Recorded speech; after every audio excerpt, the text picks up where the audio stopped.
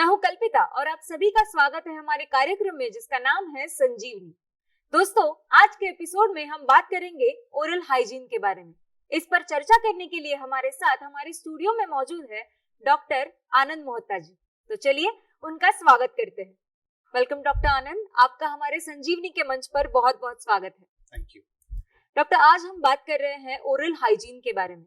मैं आपसे ये पूछना चाहूंगी कि हमारी ओरल हाइजीन होना हमारी सेहत के लिए, अच्छी सेहत के लिए कितना जरूरी होता है। हम जैसे कहते हैं कि your mouth is the gateway to your health.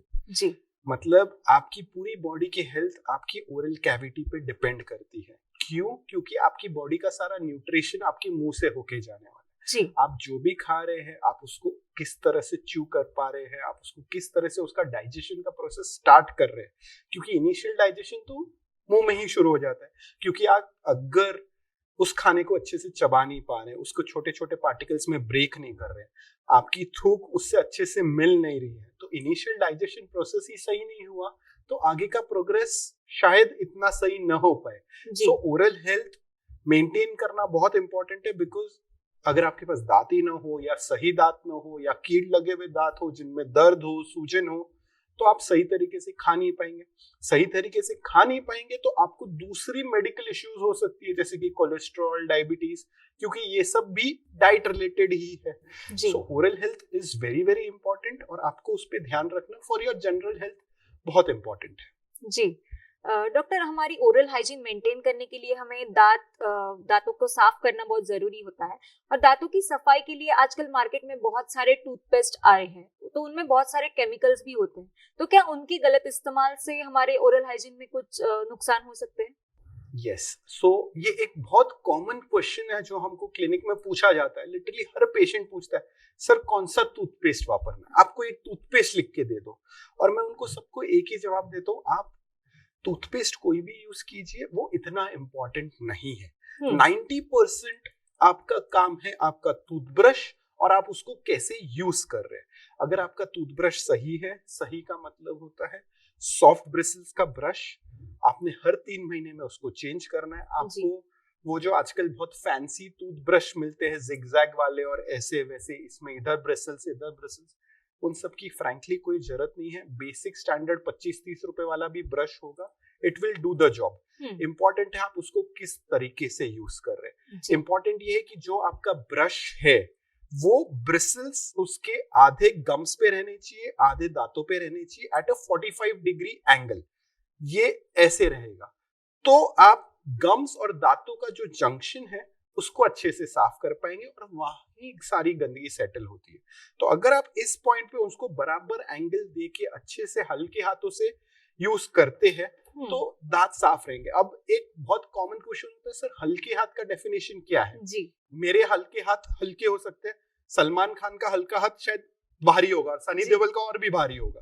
तो हल्के हाथ का डेफिनेशन क्या है? आप अपने अंगूठे के नाखून पे प्रेशर लगाइए, जब वो ब्लड निकल जाता है और वो व्हाइट हो जाता है, that is the amount of pressure that you need. उससे ज्यादा प्रेशर की जरूरत नहीं है। तो ये तो हर कोई अपने बैठे बैठे कर सकता है। आप देख लीजिए आपको कितना प्रेशर लगाना पड़ रहा है कि वो ब्लड निकल के वो व्हाइट हो जाए, उतना प्रेशर लगाना है। उससे ज्यादा प्रेशर आप अगर लगा रहे हैं तो आप नुकसान कर रहे हैं। जी। अब आपका सवाल था टूथपेस्ट के ऊपर। टूथपेस्ट में एक चीज है जो बहुत इंपॉर्टेंट है, वो है फ्लोराइड। फ्लोराइड होना चाहिए, बहुत जरूरी है, बहुत इंपॉर्टेंट है। पिछले 100 सालों की रिसर्च कहती है कि फ्लोराइड की वजह से दांतों में कैविटीज लगना कम होता है। इनफैक्ट हमारे इधर जो म्युनिसिपैलिटी का पानी आता है उसमें भी फ्लोराइड होता है, उसमें कम होता है, 1 पार्ट्स पर मिलियन होता है। हमारे पेस्ट में 1000 पार्ट्स पर मिलियन होता है। हाँ, लेकिन अगर आज कोई सोशल मीडिया पे देखेगा या गूगल पे सर्च करेगा तो फ्लोराइड के बारे में नेगेटिव बात करने वाले भी लोग बहुत है। और आजकल वही प्रॉब्लम है सबसे बड़ा कि गूगल की वजह से हर एक को थोड़ी नॉलेज है, लेकिन वो पार्शियल नॉलेज है, आधी नॉलेज है।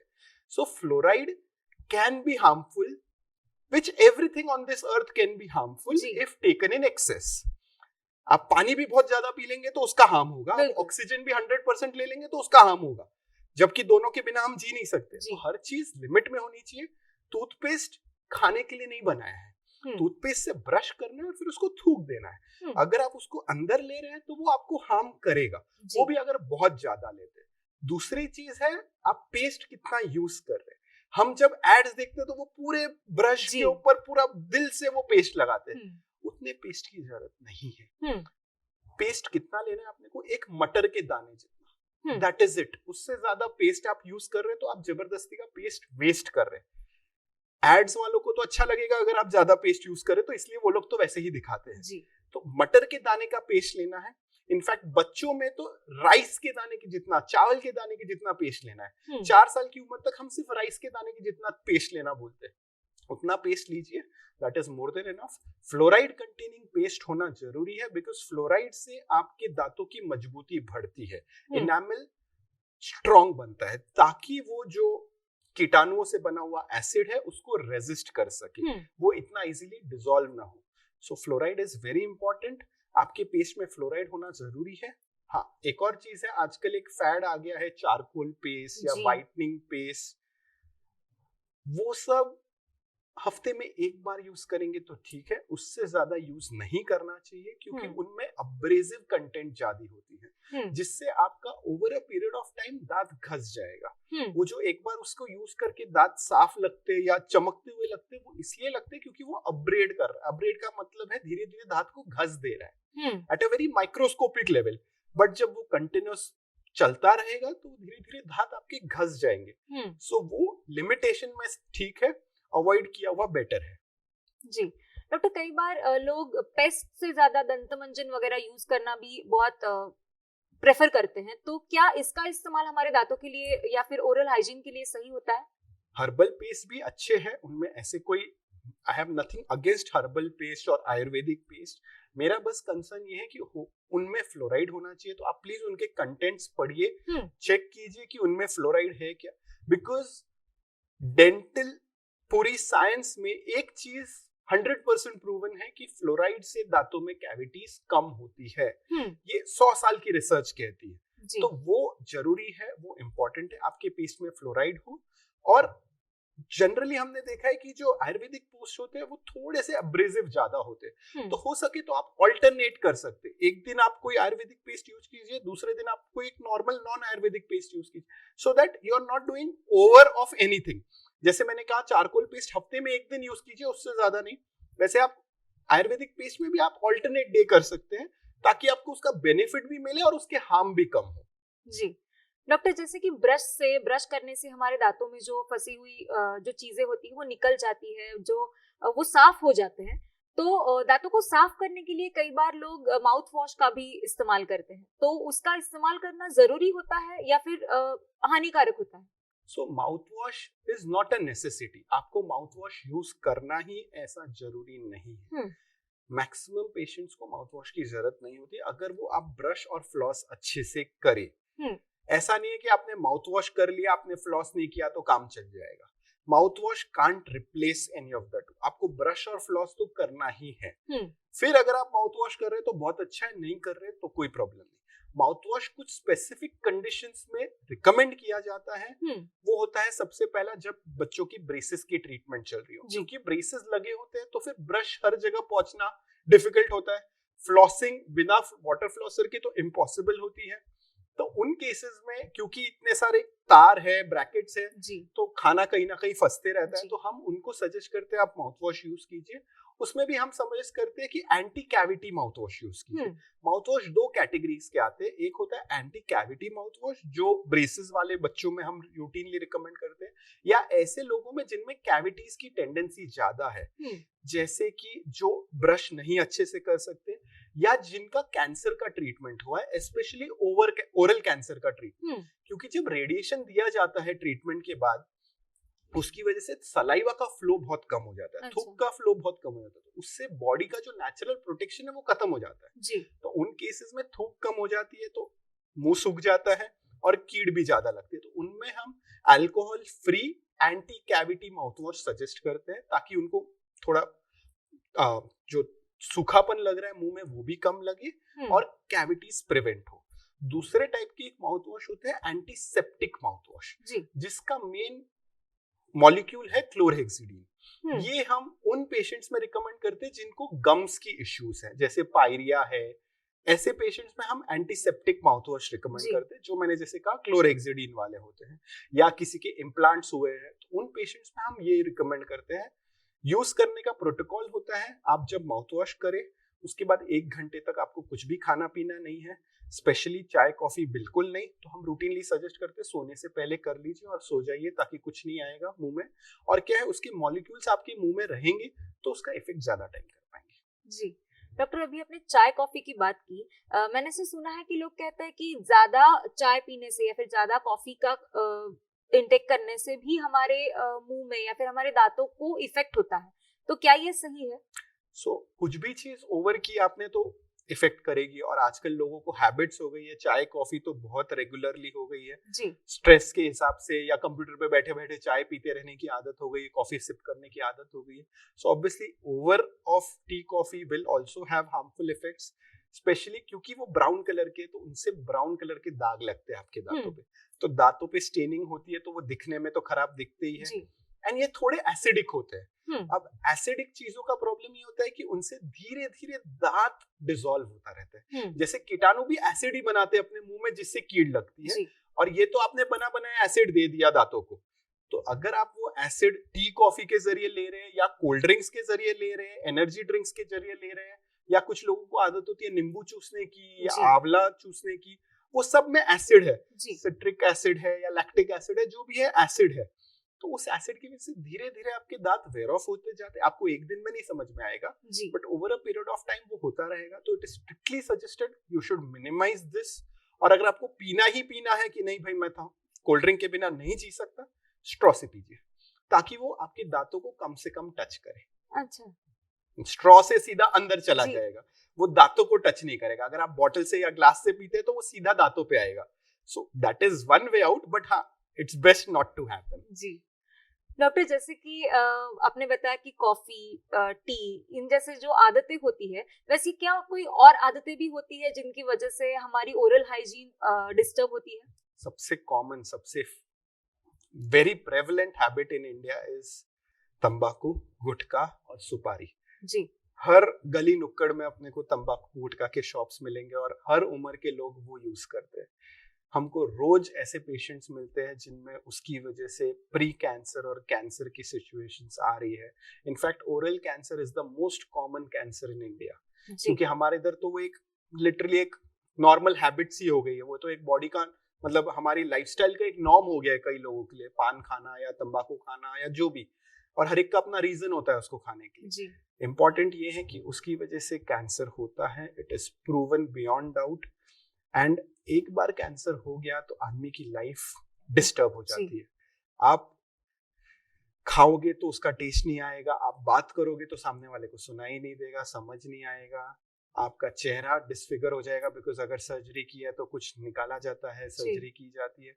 सो इट इज बेस्ट कि आप वो सब अवॉइड कीजिए। दांतों पे तो दाग पड़ते हैं, वो तो बहुत छोटी सी चीज है, मैं कहूंगा उससे बड़ी बहुत और प्रॉब्लम्स है जिन पे अपने को ज्यादा ध्यान देने की जरूरत है। दांतों पे पड़े हुए दाग तो हम निकाल देंगे, एक क्लीनिंग की अपॉइंटमेंट में निकल जाएगा, बट उनसे हुआ जो प्रॉब्लम होगा, जो कैंसर या प्री कैंसर होगा, जो बहुत कॉमन है। प्री कैंसर सिचुएशन एक है ओरल फाइब्रोसिस बोल के, जिसमें पेशेंट्स के मुंह बंद हो जाते हैं, क्योंकि इतनी फाइब्रोसिस हो जाती है गालों में कि वो मुंह ही नहीं खोल पाते, और फिर उसमें इतनी जलन होती है कि वो पेशेंट कुछ भी तीखा नहीं खा सकता, तो वो पानी पूरी खा ही नहीं सकते, एक तो उनका मुंह ही नहीं खुलता और वो इतना स्पाइसी नहीं खा पाते। इतने अच्छे फैमिलीज के पेशेंट्स 45 इयर्स में आके हमको बोलते सर हम कुछ खाना एंजॉय नहीं कर पा रहे, क्योंकि मैं थोड़ी सी भी मिर्ची खाता हूँ तो इतना जलन होता है। तो ये सब हैबिट सही नहीं है जी, इनको जितना जल्दी हो सके प्लीज छोड़िए। जी बिल्कुल। तो मैं आपसे जानना चाहूंगी कि फ्लॉसिंग करने का सही तरीका कौन सा है और किस तरह से हमें फ्लॉसिंग का इस्तेमाल करना चाहिए हमारे दांतों में जो फंसी हुई चीजें हैं उन्हें निकालने के लिए।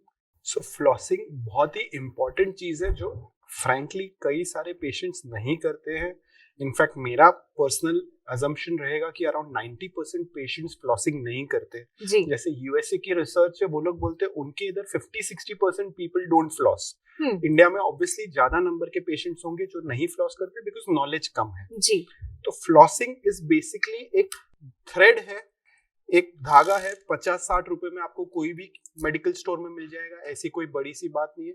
इसको आपको अपनी दोनों उंगलियों में बांधना है, दोनों हाथ की उंगलियों में बांधना है और हर दांत के बीच में इसको पास करना है। अब डिफिकल्टी होता है कि ये आगे के दांतों में तो फिर भी आप कर लोगे, लेकिन आपके हाथ पीछे के दांतों तक शायद नहीं पहुंच पाए जी। और स्पेशली अगर आपको हाथ में अगर इंजरी हुई हो या आपको आर्थराइटिस हो या उम्र हो गई हो तो शायद ये थोड़ा डिफिकल्ट हो जाता है।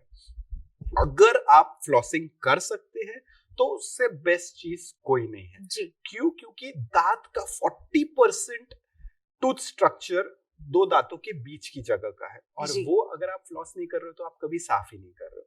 तो कई बार जो पेशेंट्स हमें बोलते हैं सर मैं तो रोज दिन में 2 बार ब्रश करता हूँ फिर भी मेरे दांतों में कैविटीज क्यों है? मेरा नेक्स्ट सवाल यही होता है सर आप फ्लॉस करते हो क्या? बोलते हैं ये क्या होता है? जी। क्योंकि आपने वो 40% को कभी साफ ही नहीं किया and 40% is a big amount, it's जी, as good as half. So आपने आधे दांतों को कभी अपनी जिंदगी में साफ नहीं किया है तो फिर तो वो खराब होने ही वाले और वो वैसी जगह है जहां दांतों के बीच में खाना फंसना ही है। जी। तो आपको फ्लॉस करना है, अगर आप फ्लॉस जो थ्रेड है वो यूज कर सकते हैं तो उससे बेस्ट कोई नहीं चीज है। हाँ बस बात ये है कि इसमें एक थोड़ा एफर्ट लगता है, थोड़ा जी। टाइम लगता है, सीखने में टाइम लगेगा, बट अगर आप करें तो बहुत बढ़िया है। उसका एक ऑल्टरनेटिव है जिसको हम कहते हैं वाटर फ्लॉसर, जो बेसिकली ऐसे एक हैंडहेल्ड डिवाइस है। आप इसमें पानी भर लीजिए, इसमें आपको पानी ऐड करना है, आपने पानी भर लिया, आपको चाहिए थोड़ा माउथ वॉश भी डाल सकते हैं और इसको आपको बेसिकली दो दांतों के और मसूड़ों के बीच में रख के इसका बटन प्रेस करना है तो इसमें से एक पानी का जेट निकलेगा जो ये दो दांतों के बीच की एरिया को और गम्स के एरिया को साफ करेगा। फ्लॉस ऊपर से नीचे जाता, ये साइड से जा रहा है। तो फ्लॉस करने वाले कई लोगों को एक डर भी होता है कि सर मैं फ्लॉस करूंगा तो शायद मेरा कैप निकल जाएगा, मेरी फिलिंग निकल जाएगी, तो वो डर इसमें खत्म हो गया क्योंकि ये तो भाई साइड से आ रहा है तो इसमें वो टेंशन नहीं है। दूसरी चीज क्योंकि ये पानी है तो ये कोई हार्म नहीं करेगा, उसमें प्रेशर के भी लेवल्स होते हैं, आप अपने कंफर्ट के हिसाब से low pressure, high pressure, medium pressure रख सकते हैं, आपको जैसा कंफर्टेबल लगे आप उस हिसाब से एडजस्ट कीजिए, इससे आपके दांत साफ रह सकते हैं। दूसरा एक ऑल्टरनेटिव होता है जिसको बोलते हैं इंटरडेंटल ब्रश। ये जैसे अपन बॉटल साफ करने के ब्रशेस होते हैं उसके जैसे होते हैं, ये आप दांतों के बीच के जो गैप्स है उनमें डाल के साफ कर सकते हैं, बट पर्सनली मैं इनको नहीं रिकमेंड करूंगा। क्यों? क्योंकि वो कई बार इंजरी कर सकते हैं। तो मेरा सजेशन रहेगा आप टूथपिक्स और इंटरडेंटल ब्रश से दूर रहिए। अगर आप फ्लॉस यूज कर सकते हैं to clean the areas between your teeth, the best, नहीं तो water flosser is a very good alternative. हम वाटर फ्लॉसर जिन बच्चों की ब्रेसेस चल रहे हैं, जिनमें इम्प्लांट्स हैं, उनको तो हम स्ट्रिक्टली रिकमेंड करते हैं और वो कोई बहुत ज्यादा महंगा नहीं है, 1,500 से 3,000 की रेंज में आपको ऑनलाइन बहुत सारे ऑप्शंस मिल जाएंगे, आप कोई भी खरीद सकते हैं। एवरीथिंग वर्क्स, जस्ट उसको अच्छे से यूज करना है और उसमें उसके इंस्ट्रक्शंस होते हैं, आप वो फॉलो कीजिए। एक थोड़ा सा लर्निंग कर्व होगा, 4-5 दिन में you will be able to do it. जी डॉक्टर, हमारा जो ब्रश होता है वो आपने कहा कि बहुत हार्ड नहीं होना चाहिए, तो किस तरह का ब्रश हमें यूज करना चाहिए, कौन से उसे कैसे रखना चाहिए, किन चीजों का ध्यान रखना जरूरी है? सो ये एक बहुत इंपॉर्टेंट चीज है कि आप कौन सा ब्रश यूज कर रहे हैं और उसको कहाँ रख रहे हैं, आप उसको स्टोर कैसे कर रहे हैं, कहाँ कर रहे हैं। सो कौन सा ब्रश यूज करना चाहिए? सिंपल, प्लेन, एक्स्ट्रा सॉफ्ट या सॉफ्ट ब्रिसल्स का ब्रश यूज कीजिए। आपको मीडियम या हार्ड ब्रिसल्स के ब्रश की कोई जरूरत नहीं है। ब्रश में कोई जबरदस्ती के आड़े टेढ़े ब्रिसल्स, जिगजैग ब्रिसल्स की आपको कोई जरूरत नहीं है। सिंपल बेसिक 25-30 रुपए के ब्रश भी वो ही काम करेंगे जो दूसरे कर रहे हैं। आपकी टेक्निक इंपॉर्टेंट है, टेक्निक अगर सही रही, जो जैसे मैंने पहले बताया था, ब्रश आधा गम्स पे, आधा दांतों पे, 45 डिग्री एंगल पे और आगे पीछे हल्के मूवमेंट्स देने हैं आपको। प्रेशर बिल्कुल भी ज्यादा नहीं लगाना है, जो मैंने प्रेशर का आपको गेज बताया था वो आपको यूज करना है। अब नेक्स्ट एक इग्नोर्ड चीज है कि ब्रश को रखना कहाँ पे। हम तो क्या ब्रश किया, रख दिया उधर, भूल जाते हैं, कोई उस चीज को 1% का भी अटेंशन नहीं देता है। बट आप ब्रश को कैसे स्टोर कर रहे हैं वो भी बहुत इंपॉर्टेंट है, बिकॉज अगर ब्रश में कीटाणु है तो आपने तो सुबह उठते से कीटाणु को अपने मुंह में डाल दिया, राइट? आप ब्रश यूज कर रहे थे कीटाणु निकालने को, बट ये तो उल्टा हो रहा है। तो ब्रश स्टोर करना है जितना हो सके टॉयलेट से दूर। अब आज के सिचुएशंस में ऐसा है, पहले ऐसा होता था बाथरूम अलग होता था, टॉयलेट अलग होता था और बेसिन बाहर होता था। तो बेसिन के पास में टूथब्रश होता था तो वो टॉयलेट से दूर ही हो जाता है, एटलीस्ट बीच में एक दरवाजा आ जाता था। आजकल के घरों में टॉयलेट, बेसिन और बाथरूम सब एक ही साथ हो गया और टॉयलेट के बराबर बाजू में आपका बेसिन होता है। तो ये रिसर्च कहता है कि जब फ्लश किया जाता है तो टॉयलेट में से एक एरोसोल निकलता है, जो कोविड में बहुत फेमस हुआ था एरोसोल, वही एरोसोल निकलता है, वो कम से कम 6 फीट तक जा सकता है। तो वो आपने जो टॉयलेट को फ्लश किया है वो आके आपके ब्रश पे भी गिर सकता है। एंड मैं ऐसे ही नहीं कह रहा हूँ, रिसर्च में प्रूव्ड है कि टॉयलेट के पार्टिकल्स भी आपके ब्रश पे मिलते हैं। So the important thing is, आप जब फ्लश करें तो फ्लश का टॉयलेट की सीट पूरी बंद कीजिए, फिर ही फ्लश कीजिए ताकि वो एरोसोल ना निकले। और हो सके तो ब्रश को एटलीस्ट 6 फीट के डिस्टेंस पे रखिए। हो सके तो ब्रशेस अलग रहने चाहिए। अगर आपके 2-3 ब्रशेस फैमिली वालों के सबके साथ में, तो एक दूसरे को टच ना करे। ब्रश फ्लैट नहीं रहना चाहिए, ब्रश हमेशा खड़ा रहना चाहिए स्टोर करते टाइम, ताकि इसमें जो भी एक्स्ट्रा पानी होगा वो ग्रेविटी से नीचे गिर के साफ होगा। अगर फ्लैट रहेगा तो पानी उसमें इकट्ठा रहेगा, तो उसपे कीटाणु ग्रो हो सकते हैं। आपको ब्रश हमेशा हो सके तो हल्के गर्म पानी से साफ करना है, ताकि अच्छे से साफ हो, उसमें जो गंदगी है, जो टूथपेस्ट रह गया है, वो सब साफ हो जाए।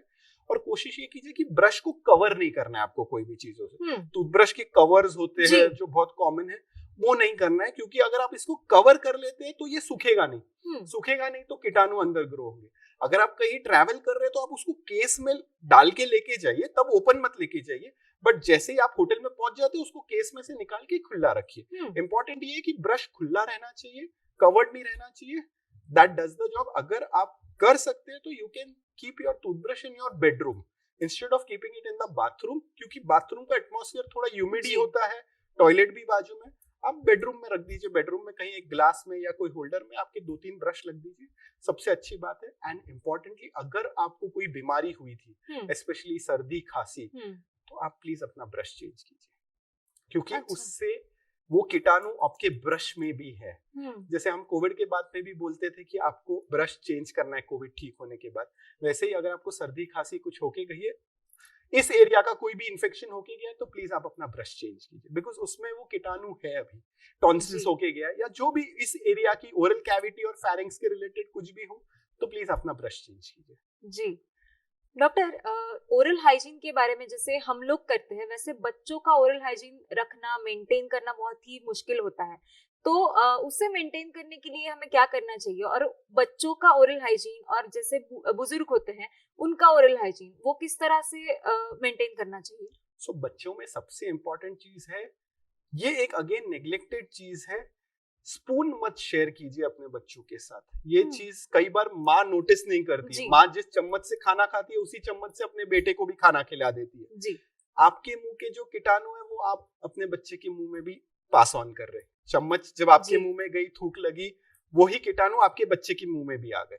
और अगर आपके मुंह में वो कीटाणु है जिनसे कीड़ होती है और आपके मुंह में बहुत सारे डीके है, तो वो आपके मुंह में वो कीटाणु ज्यादा है, तो वो आपने इमीडिएटली आपके बच्चे के मुंह में पास कर दी है। तो वो एक छोटी सी बात है, बट उससे भी बहुत फर्क पड़ सकता है, तो उस चीज का ध्यान रखना है। दूसरा, पहला दांत आता है 6 महीने की उम्र में, लगभग रेंज होती है हमेशा 6 महीने की उम्र में एक लगभग पहला दांत आना शुरू हो जाता है बच्चों का, जो करीबन 2.5 साल की उम्र तक फिर दांत आते रहते हैं, जो दूध के दांत बोलते हैं। तो जैसे ही पहला दांत आ गया है, आपको बेबी ब्रशेस आते हैं, जो फिंगर वाले ब्रशेस आते हैं, वो यूज करके उनके दांत साफ करने स्टार्ट करने हैं। बेबी बच्चों के स्पेसिफिक पेस्ट आते हैं जिनमें फ्लोराइड का कंटेंट थोड़ा कम होता है।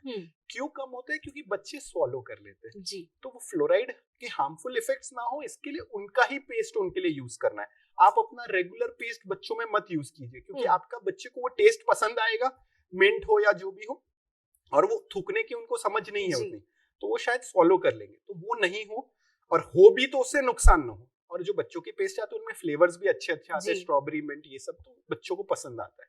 ब्रश करना है, बच्चों को प्रमोट करना है ब्रश करना, क्योंकि उस एज से आपको ध्यान रखना पड़ेगा। दूध के दांतों को कई लोग नेग्लेक्ट कर देते कि अरे ये दांत तो गिरने वाले हैं, बट कोई तो रीजन था ना, इसलिए भगवान ने बना के दिए, नहीं तो भगवान क्यों देता? गिरने वाले तो बनाता ही नहीं जी। कारण है क्योंकि वो आगे का पूरा डेवलपमेंट उन पे डिपेंड करता है। बच्चे की स्पीच, बच्चे जो स्पीच वो बोलना स्टार्ट करेगा, तब दांत दूध के ही दांत रहेंगे, और जो ग्रोथ होती है 12 साल की उम्र तक तो दूध के ही दांत रहेंगे जी। तो तब तक तो मैक्सिमम स्पीच डेवलपमेंट पूरा खत्म हो जाता है। तो वो सारा उन दूध के दांतों पे ही होने वाला है। तो दूध के दांत इंपॉर्टेंट है, और जो हमारे आगे के दांत आने वाले हैं उनके लिए ये दांत जगह मेंटेन करते हैं, जॉ का ग्रोथ प्रमोट करते हैं जी। तो दूध के दांतों को मेंटेन करना बहुत इंपॉर्टेंट है। ब्रश कीजिए, बच्चों के लिए बच्चों का पेस्ट यूज कीजिए at least till 4 years of age. उसके बाद में आपको चाहिए तो आप रेगुलर पेस्ट यूज कर सकते हैं, क्योंकि तब तक उनको थूकने की समझ आ गई होती है। इंपॉर्टेंट है कि बच्चों के लिए पेस्ट हल्का सा यूज करना है, चावल के दाने जितना, उससे ज्यादा पेस्ट की जरूरत नहीं है। और 4 साल 5 साल की उम्र के बाद आप मटर के दाने जितना पेस्ट यूज कर सकते हैं, उससे ज्यादा पेस्ट की जरूरत नहीं है। हर 3 महीने में पेस्ट ब्रश चेंज कर लीजिए। अब आते हैं फॉर ओल्ड एज। उनमें दिक्कत ये होती है कि उनकी थोड़ी हैंड मूवमेंट्स रिस्ट्रिक्ट हो जाती है, जो भी रीजंस हो, आर्थराइटिस हो, मसल्स इतने एक्टिव नहीं रहते हैं, उनका कोऑर्डिनेशन थोड़ा डिस्टर्ब हो जाता है। तो अगर हो सके तो electric brush is a good advantage, because maximum काम वो ब्रश खुद कर दे रहा है, तो आपको कम काम करना है। तो if you can afford an electric brush is a very very good advantage for old age. Otherwise standard bristle brush अच्छे से आईने के सामने खड़े होके 2 मिनट की जगह 3 मिनट दीजिए। अब रिटायरमेंट के बाद वैसे भी कुछ नहीं है करने को, कहीं भागना नहीं है, तो गिव इट मोर टाइम, है ना, but give it more attention. Because देखो अब इस उम्र में आपकी बॉडी कॉम्पेंसेट नहीं कर सकती है। 25-30 साल 40 साल की उम्र में बॉडी ने हर चीज से कॉम्पेंसेट कर लिया। अब बॉडी बोलेगी भाई अब मैं कुछ नहीं कर सकता हूँ, you take care of it. So आप उसको ज्यादा टाइम दीजिए, थोड़ा सॉफ्ट ब्रिसल का ब्रश यूज कीजिए, हल्के हाथ से ब्रश कीजिए, एंड हर 6 महीने या साल भर में डेंटिस्ट को दिखाइए। आपके बच्चों को भी आपको स्पेसिफिक एजेस होती है जब डेंटिस्ट के पास लेके जाना है, जैसे 6 महीने से 12 महीने के बीच में एक डेंटल विजिट जरूरी है। एक विजिट होती है 4 साल की एज में जब उसके सारे दूध के दांत आ गए हैं। एक नेक्स्ट विजिट होगी 7 साल की एज में जब पहले पक्के दांत आने शुरू हो गए हैं, और फिर जैसे जरूरत होगी वैसे विजिट्स होगी। उस हिसाब से आपको, क्योंकि आपको चीजों पे निगरानी रखनी जरूरी है। बच्चों में जितना प्रिवेंट कर सके उतना बेटर है, ताकि उनको आगे जाके तकलीफ ना हो। जी बिल्कुल। डॉक्टर, जैसे आपने फ्लॉसिंग बताया कि फ्लॉसिंग हमारे दांतों की हाइजीन के लिए, ओरल हाइजीन के लिए बहुत ही जरूरी होता है। क्या बच्चों को भी हम फ्लॉस कर सकते हैं, क्योंकि वो तो खुद से कर नहीं पाएंगे? बच्चों में भी अपन फ्लॉस कर सकते हैं। इनिशियल डेज में ऑब्वियसली बात है वो तो नहीं कर पाएंगे, तो आप उनको थोड़ा मदद कर सकते हैं, वाटर फ्लॉसर यूज कर सकते हैं। वैसे हम रूटीनली रिकमेंड करते हैं 4 साल की उम्र के बाद फ्लॉसिंग स्टार्ट कर सकते हैं। अगर जमे तो वाटर फ्लॉसर यूज कर सकते हैं, नहीं तो फ्लॉस में भी ऐसे हैंडल्स आते हैं जिनको आप हाथ से पकड़ के सिर्फ ऐसे पास करें तो भी हो जाए। मतलब मैं कई बार पेशेंट्स को बोलता हूँ यार सिग्नल पे भी खड़े खड़े तुम कर सकते हो, गाड़ी में बैठे बैठे भी तुम कर सकते हो, बट करो। मेरा पॉइंट है तुम करो। जी डॉक्टर, बहुत ही अच्छी जानकारी दी आपने। मैं चाहूंगी कि जाते जाते आप कुछ टिप्स दें। मोस्ट इंपॉर्टेंट टिप है आपकी हाइजीन मेंटेन कीजिए, प्रॉपर ब्रश कीजिए, दिन में 2 मिनट सुबह 2 मिनट शाम को। पेस्ट आप कोई भी वापरिए, it doesn't make much of a difference. ऐसा नहीं कि आपने ये पेस्ट वापरा तो आपको कीड़ नहीं लगेगी या ये वापरा तो बहुत कीड़ लगी, ऐसा कुछ नहीं है। वो सब मिथ है। आप रूटीन कोई भी स्टैंडर्ड पेस्ट लीजिए, बहुत ज्यादा महंगे पेस्ट की भी कोई जरूरत नहीं है।